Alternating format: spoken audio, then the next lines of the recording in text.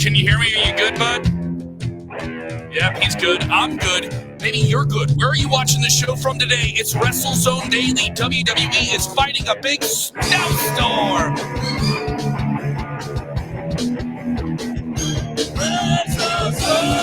So much to get into on the road to WrestleMania, and we'll talk about all of it.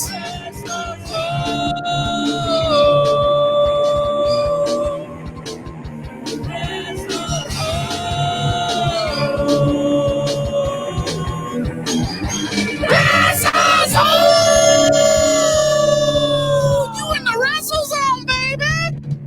You better get out your snow shovel! You're gonna shovel your way to the ring. Someone's gonna have to do it. Someone's gonna do that tonight in Salt Lake City. If you're with us live on Facebook, I'm Kevin Kelm. That is Robert DeFelice. WWE crew in Monday Night Raw in Salt Lake City fighting a serious snowstorm. The show is still on, the last we heard. And if you're listening, it's gonna go. They're gonna do the show. Something's gonna happen with it. It's gonna be a weird setting. We'll find out tonight with that. We'll talk about the big match that has been made for that could set up Super Showdown for WWE at the end of February. We'll also cover the latest going on in the world of the NWA. A very weird stipulation has been added to an NWA World Title match. The continuing reaction to WWE releasing two big executives backstage and so much more. Robert, we had the Super Bowl yesterday. We will talk about all the big wrestling news of the day, including this big snowstorm, the big title change over the weekend, but a lot of wrestling presence on last night's Super Bowl. The biggest television event of the year had plenty of wrestlers making appearances, both in social media and so much more. We got to see Daniel Bryan in a commercial for Discover for their credit card. We got to see woo! Ric Flair was in a hummus commercial for Sabra Hummus. And The Rock introduced both teams as only The Rock could. And notice it was The Rock. They emphasized that. Oh, yeah. Well, they were very heavy on their WWE relationship. Sasha Banks and Roman Reigns were in a Pizza Hut ad along with the rest of the Fox crew. Mm-hmm. You had Ric Flair in a hummus commercial, like you said. You had an AEW commercial, at least where I was living. You had an AEW commercial. There were a couple of local spots. We had some fans hit us up on social media about different things that they saw that varied market to market, though. So if you saw that AEW ad, I'm not exactly clear if that advertised in all systems, in all television systems. It could have been different market to market. There were like maybe one or three local ads that I saw during the Super Bowl, which is pretty rare to see. Right.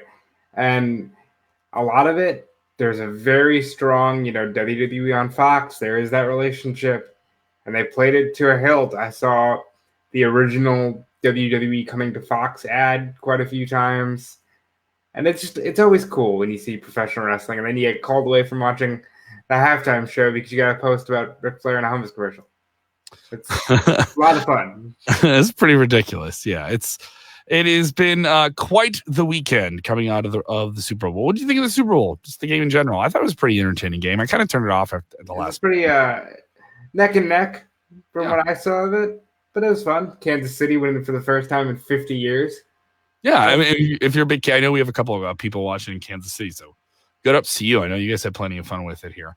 I had fun on Twitter during the game with something that John Cena got going because John Cena was in an ad.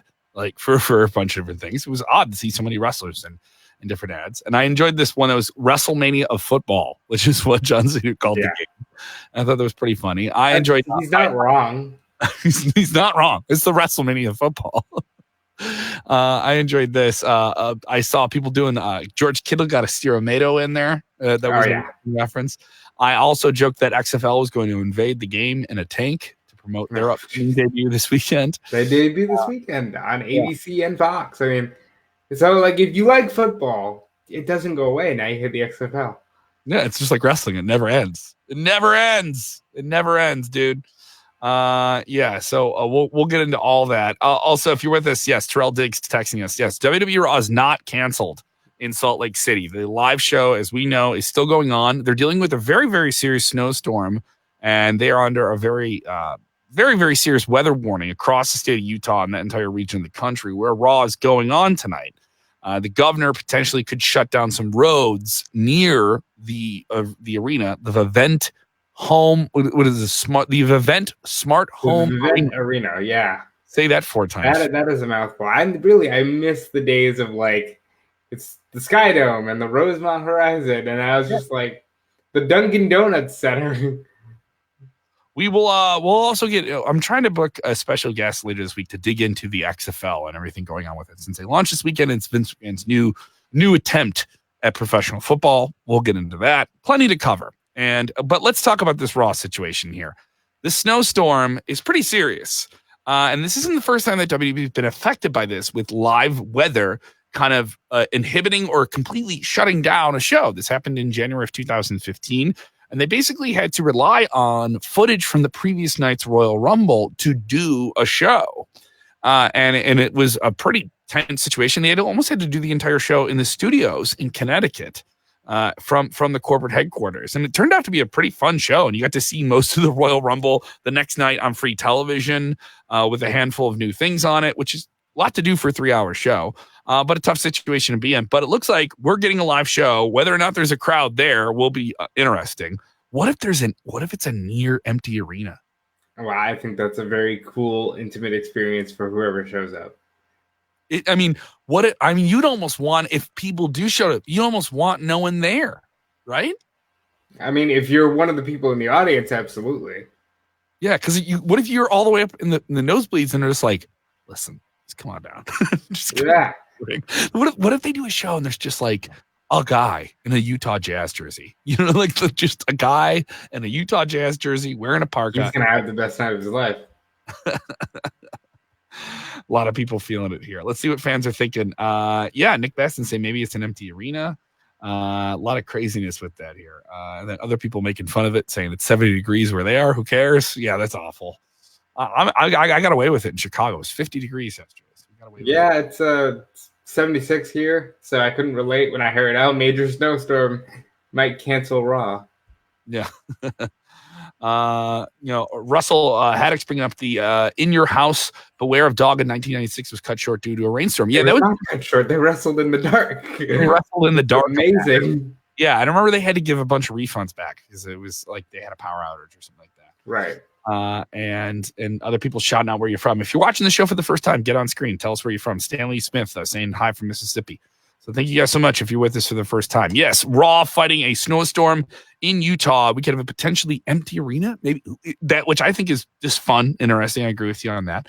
But also announced for tonight's show is this triple threat match, which we'll see Seth Rollins versus Bobby Lashley versus Ricochet. The winner gets a shot at Brock Lesnar at Super Showdown, the next big Saudi Arabia show. What do you think happens here? This is just simply to set up a new contender. Not much of a big storyline build.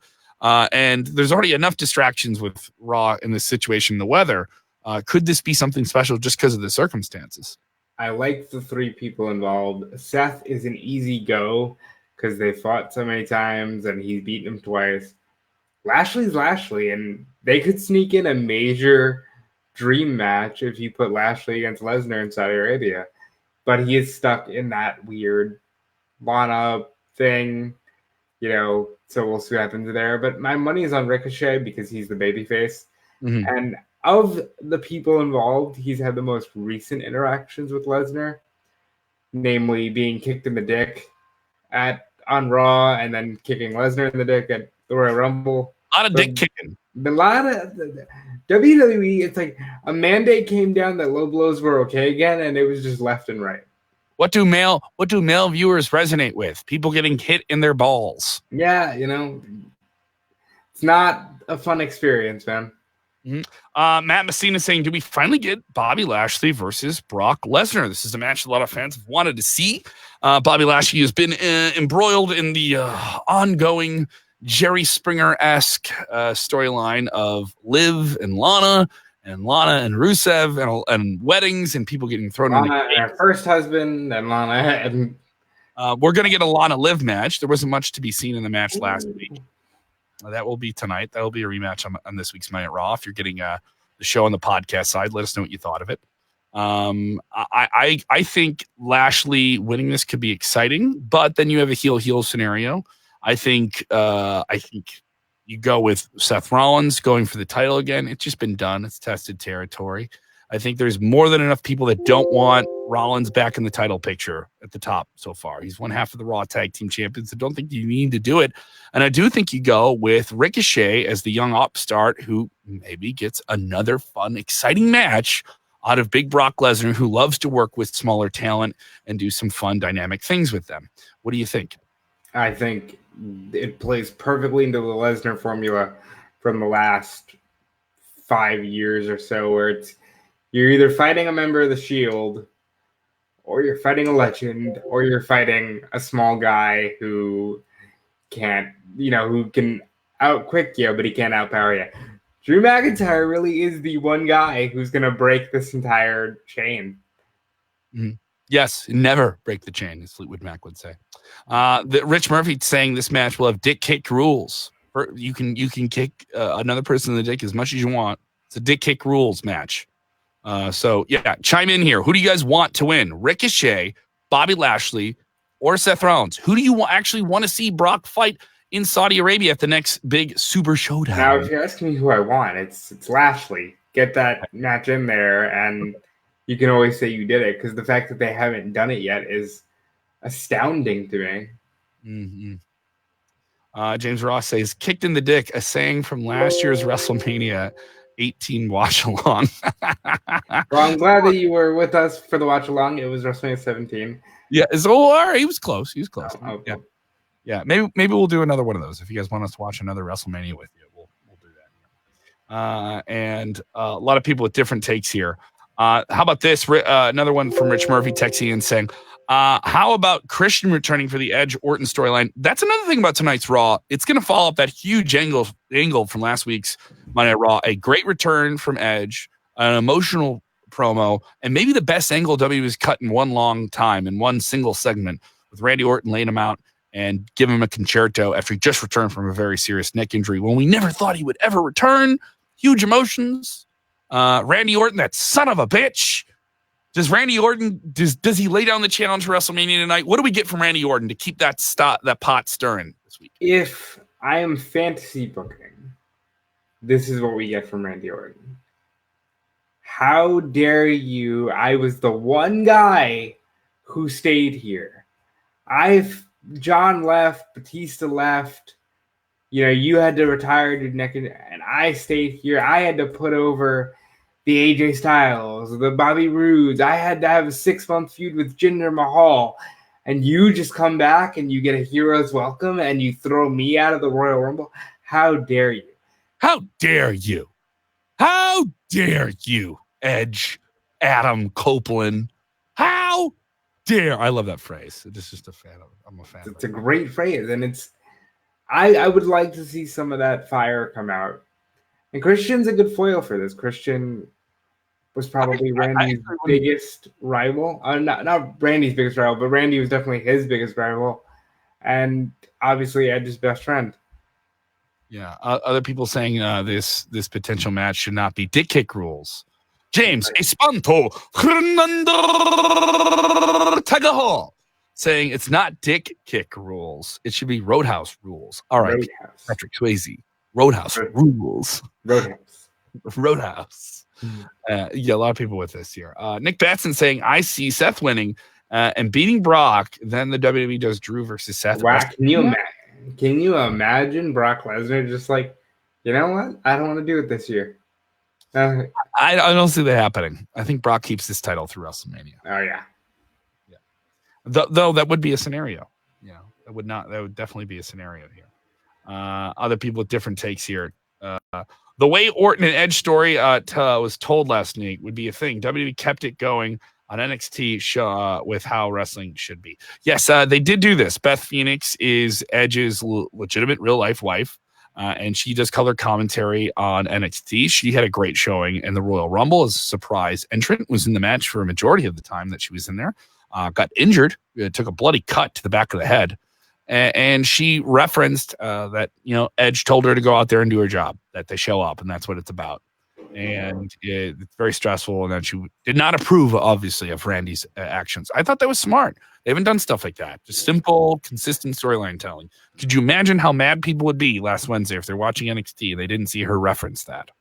Well, I'm glad that they did. I think Randy should show up to NXT and threaten to, RKO Beth Phoenix. I think that's a hell of a draw for NXT ratings. People still kicking with what exactly are the rules of a kick in the dick match? And Gerardi Mitchell saying, here it is, Mekaran Davis, excuse me.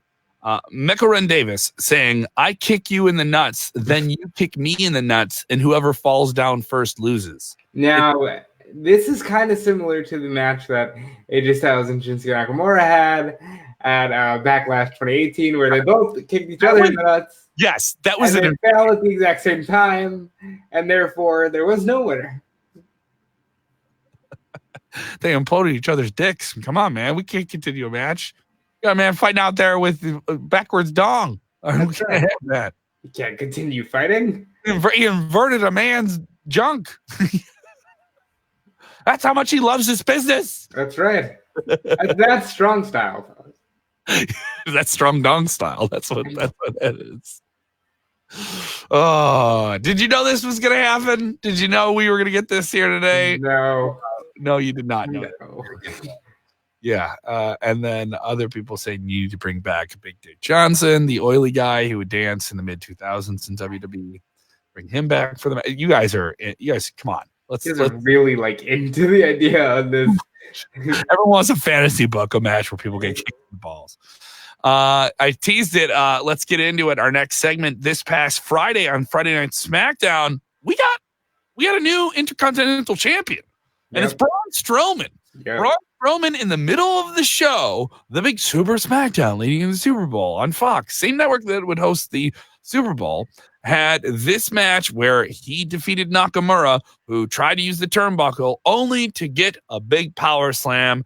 Braun Strowman, this long and this far into his big superstardom in WWE, is the Intercontinental Champion, his first singles title in WWE. A surprise that he would have this title. Especially, you would have all thought this guy would have been a world champion by now. I feel like they needed to get something on Braun. They needed a big boost for a Super Smackdown. And I'm not fully convinced that Shinsuke just doesn't get it right back, because I still think we're going Shinsuke, Daniel Bryan. But maybe it ends up being Sheamus who gets it from Braun. You never know. Yeah, it's such a crazy situation. I think with the Intercontinental title, you think of the prestige that title used to have. It felt like a bigger deal maybe a year or two ago, but it hasn't had any real glitz or glam to it in quite some time. Nakamura felt like an afterthought. I also think if you asked a lot of fans who the Intercontinental Champion was Friday morning, that a majority of them might not know if they didn't look it up. And that's a sad fact. Here's a more controversial statement. I don't think at any point during this Braun Strowman title reign they're going to really be aware of who the Intercontinental Champion is. I think the IC title has perpetually become this belt that they dust out when they need a main event, and they like to really do this thing of, it's not prestigious anymore, but I am going to make it prestigious again. And nobody really does that. I think The Miz. Some people have. The Miz had a good run with it. Rollins had a good run with it because he was on Raw and Lesnar wasn't there, and it was the de facto championship of Raw. Mm-hmm. I think when you're not in a situation like that and you have The Fiend as a kind of sort of full-time champion, he's not in the ring every week, but he's on TV. You don't need a main Intercontinental Champion. Well, I think Braun having a title is important. He's still very, very over. He's still a larger-than-life talent. He deserves a title of some kind. And if WWE has so many, why not put one on Braun? How has this guy not had a title already? Mike Lynn saying Braun with the IC is not very awesome. That's a working man's title, not some displaced generic big dude. I will argue this point. I'll give you a few names. I won't even say anything but a few names. Ezekiel Jackson. Boom. Ahmed Johnson. Boom. Albert. Boom. Big Show. Boom. It happens. It's not great when it does, but it happens. Yeah, so Ahmed Johnson is always great. I will. I don't know about Ahmed Johnson being particularly good. I don't remember being that awesome. But other people feeling it. Ryan Hyatt saying a well-deserved championship win for Braun. He's a guy I think that a lot of casual fans really enjoy. I don't know if he's one that's fond of the hardcore fans, but a guy who's always over. Other people feeling that that Nakamura was a fine, pretty good champion. Nakamura used to be a barn burner, taking down the Tokyo Dome before he got to WWE. Had some big talked about matches. Got to see his WWE main roster debut live. It was a big deal. NXT. I think he's a guy who does feel a little bit lost in the shuffle on the main roster of WWE, but that's, I think, a part of the game, guys. It's like a natural part of it. The problem is, boy, when you're out of the mix, you're out of the mix. You're not kind of sort of in the mid card. You're just like there taking up space. Other people saying, how could they make the title mean something? How would you book Braun going forward? Big matches. Everyone gives him a challenge. I don't think he's a guy that needs to, when he's so big, him selling should mean something. But big matches with maybe bigger guys. Maybe it's the big guy title where every big guy wants to go at Braun and take him on. That'd be something I would do. I think there'd be something appealing in the attraction of the biggest guys you could find. Against him, or at least guys that hit really hard. Something about that. And there's a way to make him the working man champion. Make him the champion that's always there if Bray Wyatt isn't going to be there. Have those titles be matches that fans talk about, that have something special to them. Braun is a larger-than-life attraction. He can do all these big feats of daring do like he did on Raw for quite some time. I think he could do stuff like that in the ring and have it be impressive, where you leave with a highlight reel and it's the IC champion every week. Well, I just think he'll have it for a short period of time. He can always say, I was IC champ, and then they'll move him on to something else. A lot of people with different takes here on other things. I did want to bring this up here. Other news coming out of SmackDown. We had dog food. What did you think of the dog food segment at the end of the show? It was all right. I'm glad we got the gimmick on TV because they'd done it a little bit on house shows. Yes, this was a payback for Roman Reigns and the Usos, getting back at Baron Corbin, who months ago tied up Roman and poured dog food on him. Now the tables are reversed, and dog food was poured on Corbin, who his Kansas City Chiefs won the Super Bowl, so I guess he won. And Roman Reigns' favorite team was the 49ers, so Corbin got the last laugh. The heel. That's right. Laugh. That's what you get. That's right. Yeah, that's what you get for backing the 49ers and being from San Francisco. How dare you? Also, the other big storyline in SmackDown is Otis and Mandy. This is the one that a lot of fans talk about. Could they get them together? Could they be a thing? Could we see them on a Valentine's Day date? I think this is where we're going to go. Nope, we're just friends. I'm actually with Sonya. I could see that. Yeah, definitely. But then if I'm Sonya, I'm mad because you're like, oh, I don't have any plans the Friday after. Oh, you don't have Valentine's Day plans? Well, then, that's not right. Well, you have plans? You do anything on the 14th? You just me and Tucky, we're just going to go to a Brazilian steakhouse. You can just eat as much as you want. Those are always a good time. Yeah, a lot of people with different takes on everything here. So that is the latest on WWE. In terms of AEW, they continue their ratings wins, and they build towards the upcoming Revolution pay-per-view at the end of the month. I will be there live. Also outside of WWE, the NWA had a very weird situation on their most recent episode of Power. You have to have 3 R's, and it was Nick Aldis, the reigning defending NWA World's Heavyweight Champion, once again facing the villain Marty Scurll, who is now the booker of Ring of Honor Wrestling, and the top star there. They fought for the NWA title last year, with Aldis scraping by in a very hard-fought match and coming out on top. And Marty wants another shot at the title. And Nick says, listen, Big Money Marty, you want a shot at the title, put your money up. This is a crazy stipulation. Explain this to me. If Marty wins, because he's Big Money Marty, he has to refund the audience attendance ticket. All the people that come, all that money will be refunded by Marty Scurll. because he put his money where his mouth is. Now, to me, and I've seen this a few times, and here's the thing. They never, ever, ever lose once their money is on the line. Therefore, I say that by April whatever, Marty Scurll is your NWA champion. Do you think it's that simple that he gets a belt and he brings it over to Ring of Honor?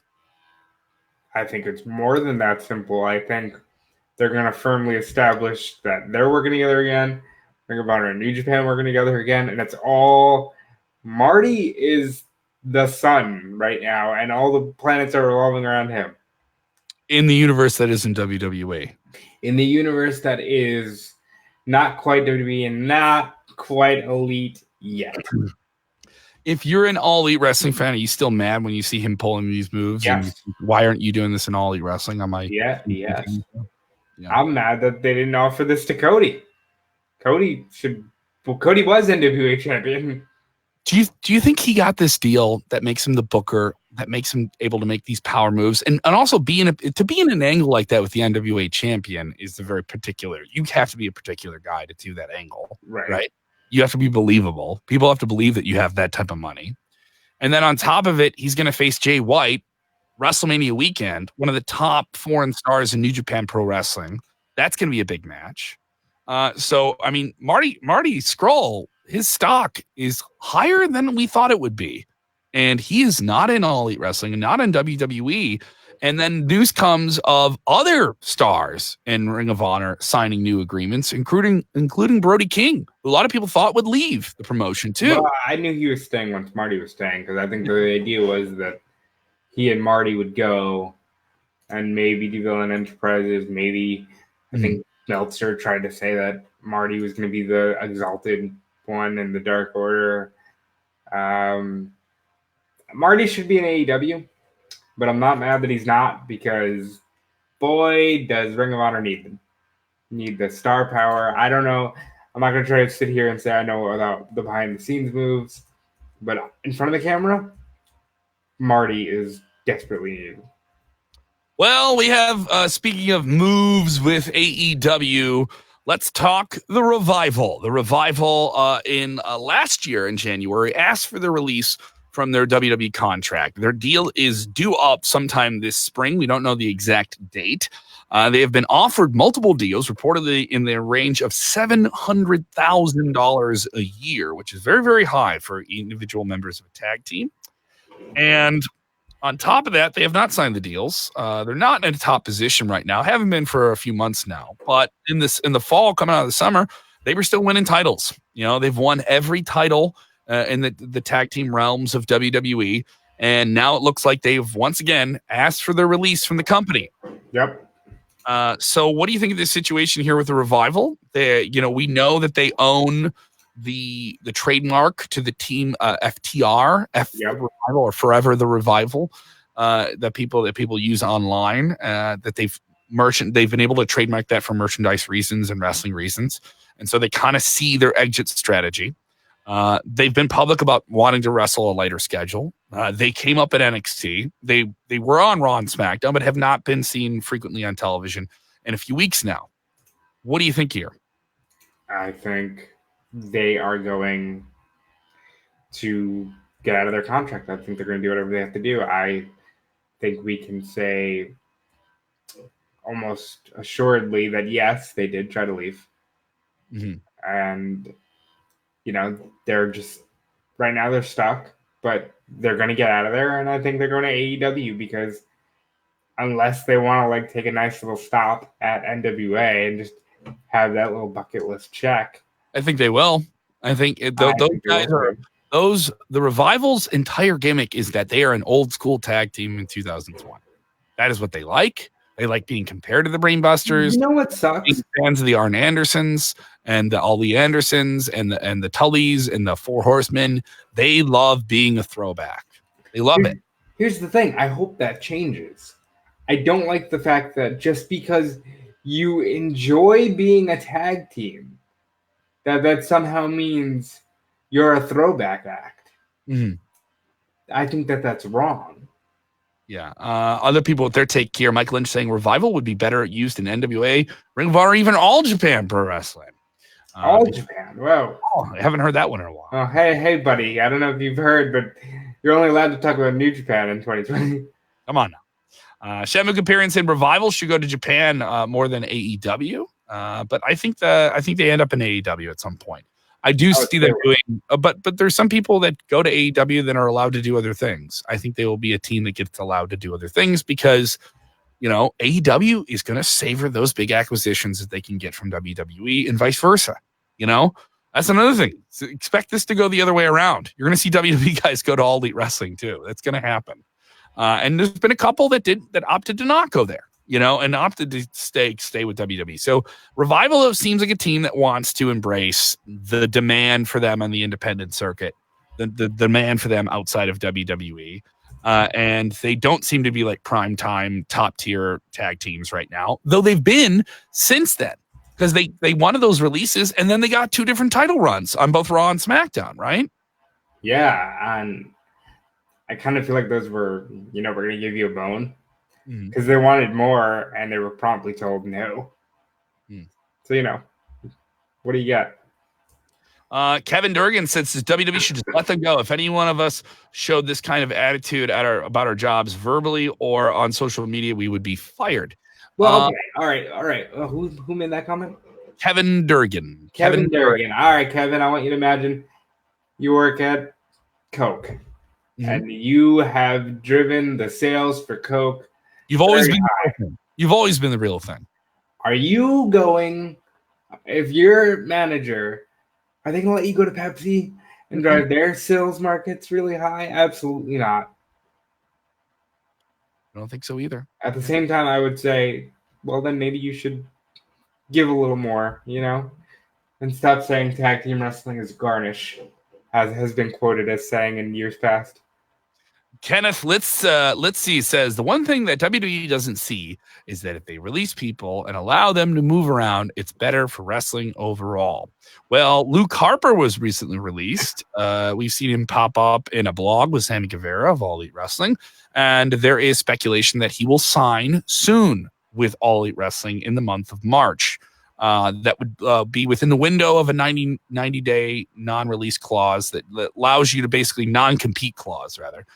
These are common in WWE. Some guys have rollover time on those in terms of injuries, though, too.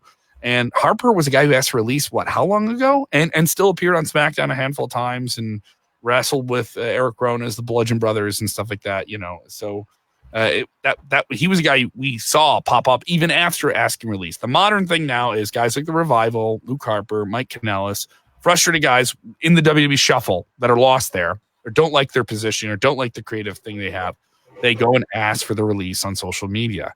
I'm starting to be of the side where I just don't think that's the way you should do it, anymore. I get where it's interesting and it's interesting for fans to follow. But I just think there's another way to do it, and forcing your hand when you're already in a contract and you just want to get out of a deal. I don't know why it has to be done publicly. If it's being done publicly, you're doing it to force the move, correct? Right. I think it's just a way to work the fans and also express yourself. But I still think a lot of it's just a work. While we're on top of here, Christopher Brown saying, let me ask you this, Kevin, who has a higher chance of leaving WWE first, the Revival or Mike Kanellis, who seemingly continued to... Mike Kanellis is fine. Mike Kanellis is an NXT. I'm just going to stop you right there. Kanellis is doing just fine. The Revival are leaving. They want to go. They want out. And they've wanted out for quite some time. But they've honored their deal and still had big matches. Let me just address this because I've seen this in a dozen comments. Sure. Yes, we know that the title of the video was initially breaking news. Executives released. That was a mistake. We know that was 4 days ago. Please stop mentioning. Yeah, we're fine. We're gonna cover that as well while we're on topic. We're gonna cover news here today.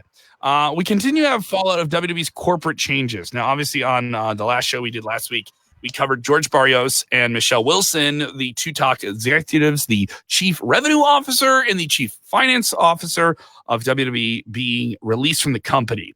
Now we found out more news about the fallout of that internally within WWE. Some people felt very tense about it, as both were involved in ongoing projects that WWE has under a lot of different banners, whether it be licensing or products. Another thing they said that was that people think could change in terms of its rollout is the tiered system of the WWE Network, which has been in the talks for well over a year. Now, the WWE Network currently stands simple $9.99 subscription service, and you get everything you want, including the live pay-per-views and the largest on-demand catalog of WWE content, everything, right?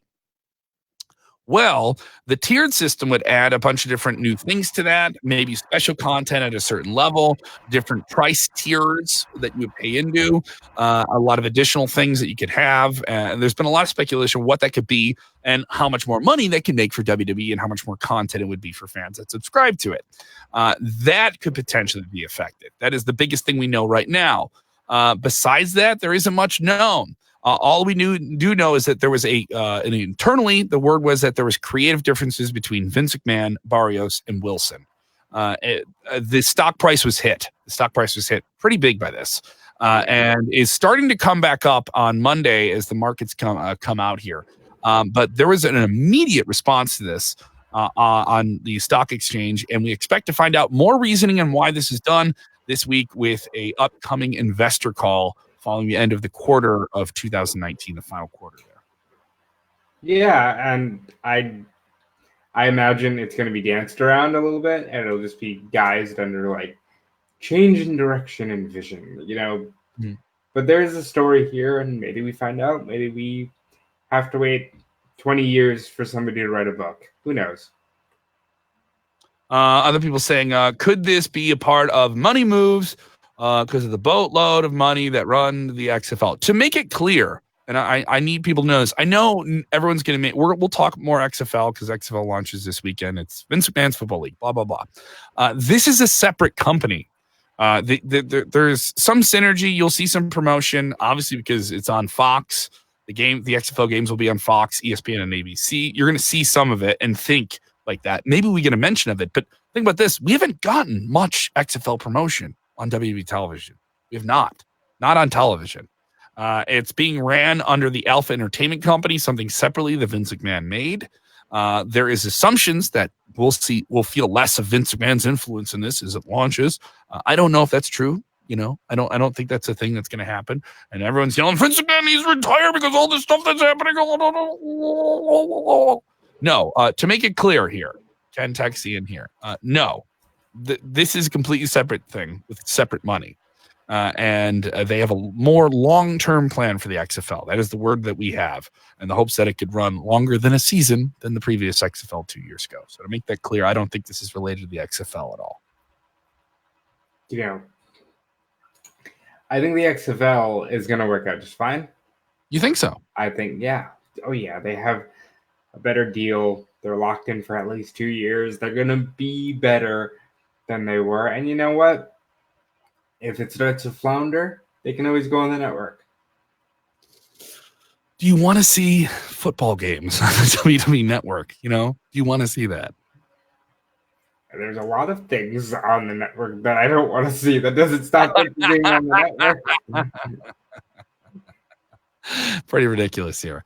Those are all the things we're covering right now at WrestleZone.com. We covered a lot in one show today, didn't we? Yeah. We covered a lot of ground here. We do want to remind you, we still have the fast food Royal Yumble shirt that you can get. It is available at tpublic.com. Go get it. You guys can, I'm going to show it to you right now. It's available for $20. You should have got it earlier when it wasn't $20. Look at that shirt. And that's something special. Get it at tpublic.com. You can get it any color you want. I got it in purple. All right. My brother got it in black. All right. You can also get it on sweatshirts and stuff like that. And remember, when you buy this shirt through tpublic.com, search WZD or Royal Yumble, and you'll get that artwork on a t-shirt of your choice, of your style that you want. And all of it benefits the Australian Bushfire Relief and the Central Fire Authority of Victoria, Australia, in their efforts to recoup all the massive losses of animal life and human life in Australia that have been devastated by those fires this few months ago. And we're still dealing with that. A lot of people are still going to be dealing with that for quite some time. So you buying that silly wrestling shirt helps those people out. So go get it. And also don't forget to subscribe to the podcast of WrestleZone Radio. If you're just tuning in and you're just joining us here, you can subscribe to the podcast and go rate and review and subscribe it. We're available on TuneIn. We're on all the different apps. Search us on iTunes. Rate, review, and subscribe. All that good stuff. Also, we're starting to post the shows on YouTube. So if you're with us on YouTube, comment away. Even if you're not with us live, we post the shows for you to watch on demand. And we're trying to figure out a way where we can simulcast and be on both at the same time. A little bit more of a tech issue to do that. That's why we're on Facebook first. But thank you so much for you guys that are joining us there as well. Because eventually we would like to move more towards the YouTube side of things. Yeah. We're slowly going to work on that transition here. And William T. Wage is saying, Kevin, get the Vince guy to interview at WC. The Vince guy. You talking about I should just get an interview with Vince McMahon? I bet those are really easy to come by. I should just get one. I should just get it in. I should just have one waiting for me in my inbox right now. Hopefully that happens here. Are you ready for questions, buddy? I am. You're ready for questions here, man. You're a busy man in the wrestling world. What do you got going on? I have smartguymoma.com. I do a lot of podcasting there. We'll be doing hot tags tomorrow. So we're going to break down the Michelle Wilson stuff. The Bella Twins being pregnant. That's fun. Gonna talk about that. Talk about a lot more of the stuff over at smartguymoma.com. Also this Friday, as you know, I do Fightful.com over the weekends. And this Friday, I'll be doing the Smackdown post show with Sean Ross Sapp over on the Fightful YouTube channel. So, I know you're heartbroken. I know. You know what though? You waited to tell me this on air. I just found out that, Kevin. Live. Do all the listeners know my issues with Sean? Well, if the listeners don't know your issues with Sean, when I started working there, was asked, will he still be allowed to do the daily? And he said yes, but at some point he's going to beat them all up and spray paint Fightful on their back, a la the NWO, who are going into the Hall of Fame in Tampa, Florida this year. So, Kevin has a sore spot because Sean Ross Sapp suggested I turn around and turn on Kevin and beat him up. But that hasn't happened. Yeah. It hasn't yet, has it? No.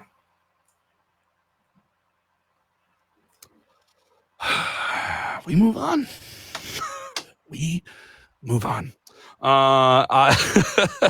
I will be I'm booking shows. I'll be in Valparaiso, Indiana. I'm waiting for the confirmation on the venue. I'll be there March 20th and 21st, headlining in Valparaiso, Indiana. If you're in central Indiana, look out for those dates coming on my Twitter at Kev Kellum. Also, I'll be in Joliet, Illinois at the Drunken Donut. I get to perform at a donut shop. How crazy is that? I'll be doing stand-up comedy at all these shows. That is coming up February 22nd in Joliet, Illinois. Follow me on Twitter at Kev Kellum for all those dates. You ready for questions, bud? Yep. Let's hear it.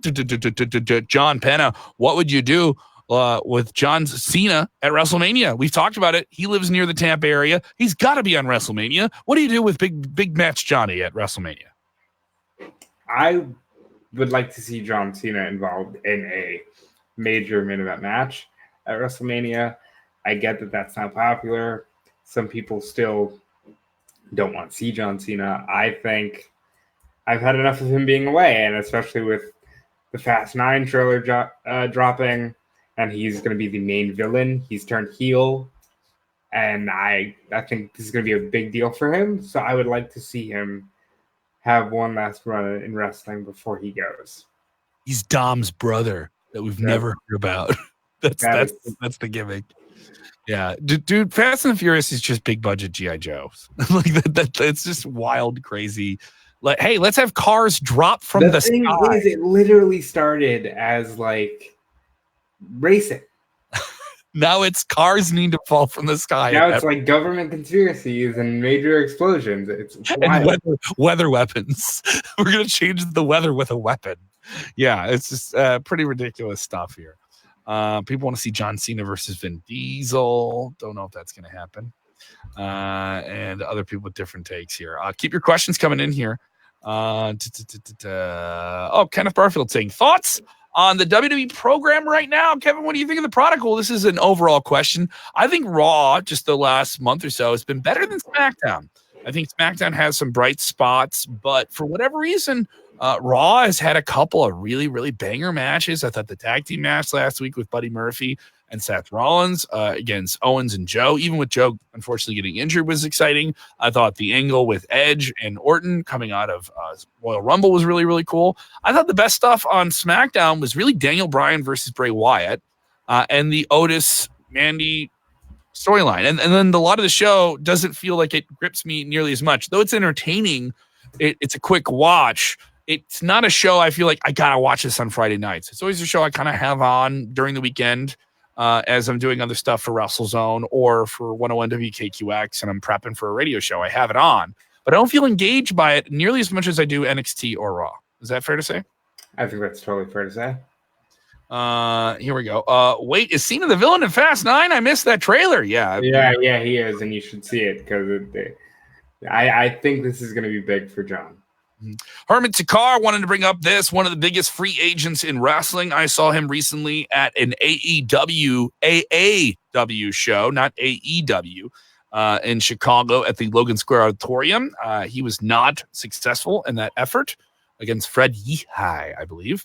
And do we see Killer Cross making his debut at NXT this week? The rumors are there.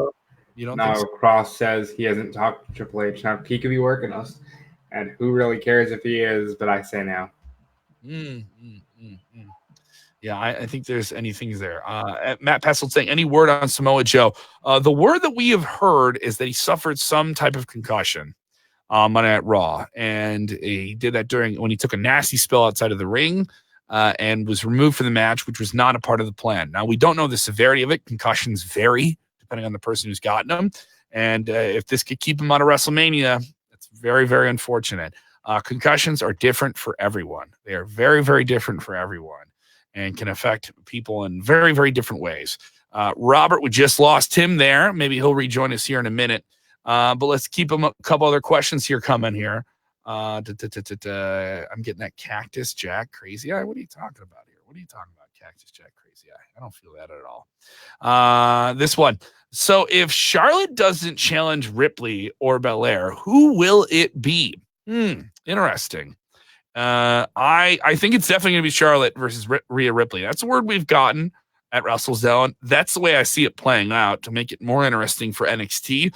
And it seems like a more compelling match. Charlotte versus Rhea is new. It's fresh. It's a big star going after a title that we haven't seen her go after in quite some time from Raw. We know her as a Raw or SmackDown star. So her going after that title will be something fresh. That's the way I see it going. And certainly tonight's Monday at Raw, what's going to happen there? It's gonna be an empty arena. We don't know. We'll find out, and we'll be back tomorrow here on WrestleZone Daily. Don't forget to enjoy wrestling.